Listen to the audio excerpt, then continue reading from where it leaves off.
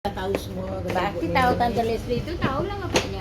Iya udah tahu lah, udah beradik kan. Tahu. Jadi gini Ibu ya, saya jelasin. Si apa namanya itu, si Louis ini dia datang ke rumah saya, bukan ke toko saya, nangis.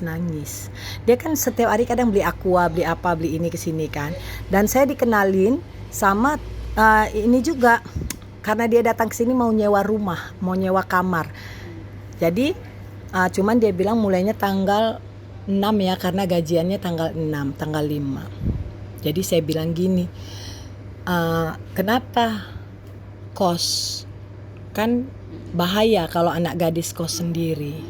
Sampai yang sewa, yang kerja sama dia, yang kerja di sana pun kawannya bilang, Bu biar saya aja Bu, kalau kos berdua sama Louis berapa Bu?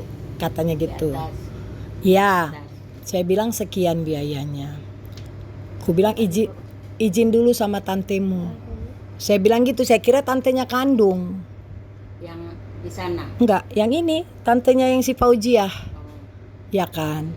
Ternyata nggak diizinin sama tantenya, tante tiri, bukan tante sih sebenarnya, tapi karena lebih tua ya wajar lah untuk dipanggil tante.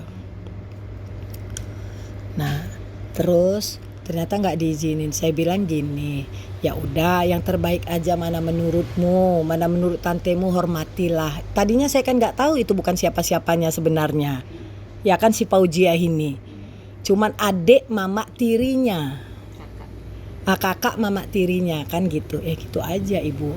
Jadi lambat laun dia ngobrol, pokoknya ngobrol terus.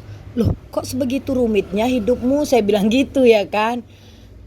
Ya udah ngobrol aja sama tantemu, bilang kau mau sewa, ini nomor handphone mami, kau mau sewa kamar di atas mami. Jadi biar tantemu tahu kau nggak tinggal sama laki-laki, namanya ya Bu ya di Batam ini ya, gitu.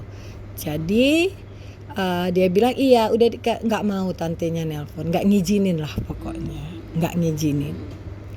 Sudah tiba-tiba dia bawalah datang ke sini. Ibu, saya sudah keluar dari tempat kerja. Kok keluar? Kenapa? Ya saya Bu udah nggak betah bla bla. iPhone saya diambil, gaji saya setiap bulan diambil, alasannya mau ditabung sama mama tiri saya biar saya ada pegangan. Padahal Bu, dia capek kerja, nggak pantas kalian pekerja. Hukum di Indonesia umur 15 tahun ini kita bisa kena loh Ibu kalau mempekerjakan anak 15 tahun untuk kerja, dan gajinya pun kalian ambil dengan alasan mau kalian jaga, disimpan mama tirinya. Harusnya kan dia nikmati dong hidupnya. Dia ada Bu terakhir dapat gaji 800.000 Ibu. Ibu ini uang saya. Saya bilang pegang, itu hakmu, nggak ada hak saya bilang gitu. Nah, jadi apa maunya Louis? Saya mau keluar dari situ. Kalau keluar kan bahaya Kak, Batam kan. Oke gini aja, kau tinggal aja dulu sama mami, tinggal di sini, telepon. Siapa? Saudara, telepon papamu. Telepon saya. Kalau papa katanya nggak bakalan ngangkat karena ada mama tirinya yang selalu megang handphonenya. Oke, telepon tantemu. Telepon pertama lewat cucunya, Snapchat.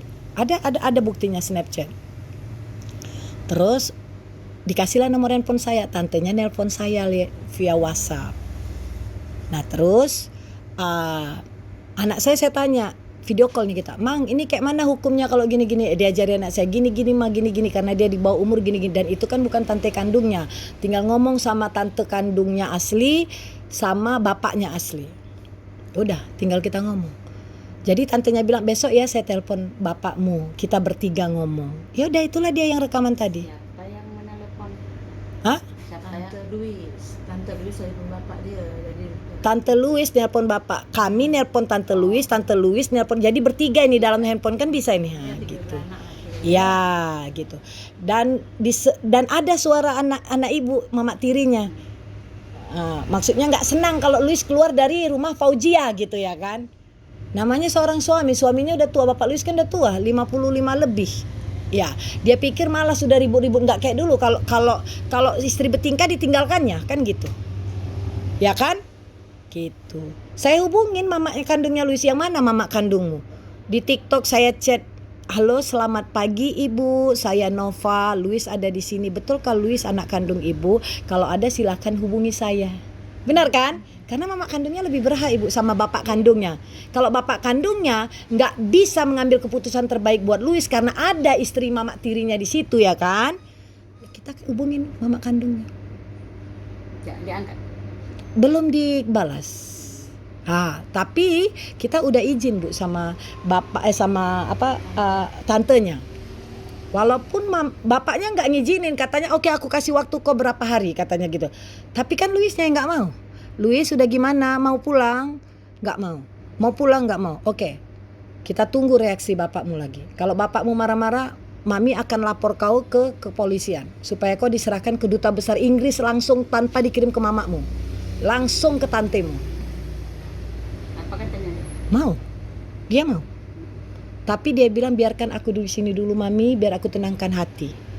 Kalau dia mau jadi, kalau kau mau jadi anakku Luis, puji Tuhan, haleluya, aku senang.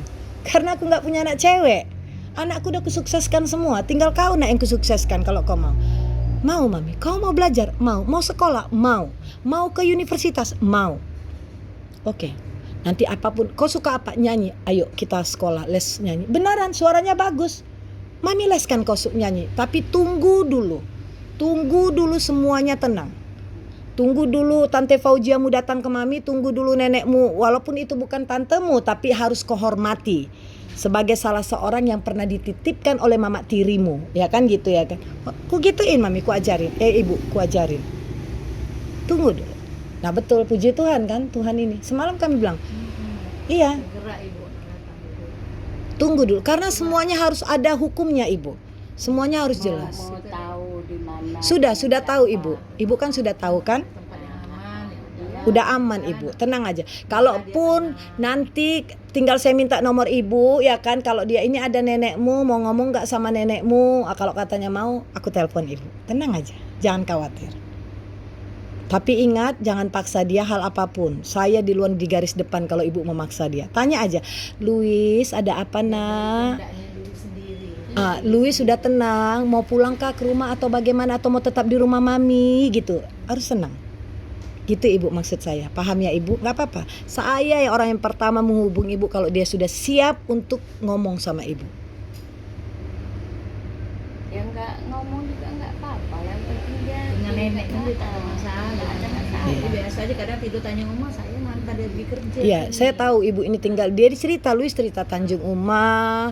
Dia cerita tantenya kerja di mana, tantenya tinggal di mana gitu loh. Tahu? Iya lah dia cerita kan. Aku bilang di mana si Luis ini tinggal, sama siapa dia, di tempat. Kenapa ibu bisa ke sini? Tanya Karena lah nak di cari tempat tahu dia. risau juga Tanya dulu, di walaupun tempat sudah kerja dia dulu. Terus apa katanya? Tanya tempat kerja dia dulu lah. Dia bilang kan dari sini lah mungkin, katanya begitu, ada di sini dia. Dan bisa aja saya berbohong sama ibu, nggak ada kan? Tapi saya nggak mau seperti itu bu. Saya mau untuk tujuan kebahagiaan Luis. Kembali ke Luis. Bukan, nggak ada kepentingan pribadi saya untuk menguntungkan saya. Bohongnya pun terserah. No, bukan bu. Karena ajaran Tuhan saya tidak bisa berbohong ibu. Ya, terserah aja. Ibu mau korek tengok aja kalau ada. Beneran. Kalau dia, kalau misalnya, Ini saya rekam pembicaraan kita supaya semuanya jelas ya. Ini saya rekam ibu. Nih, saya rekam ya. Tuh. Ya ibu ya. Karena supaya jelas semuanya, ya kan? Karena saya bu ngomong itu berlandaskan kasih dan berlandaskan hukum. Nggak tahu ibu ada kat sini. Ibu yang pasti tenang aja. kalau dia Orang tua dia pun dah tahu juga, Bu. udah tahu, dia tuh udah besar kan, udah Takut maklum aja lah ibu dibanting, Ah. takut orang tua ini. Karena itulah saya selamatkan. Tadinya dia malah mau keluar. Dia kena dengan orang yang Ah. suka, Bu, ya. Kadang-kadang orang tuh manfaatkan Bu ya. Ibu di Tanjung Uma di mana? Saya matikan ya ibu.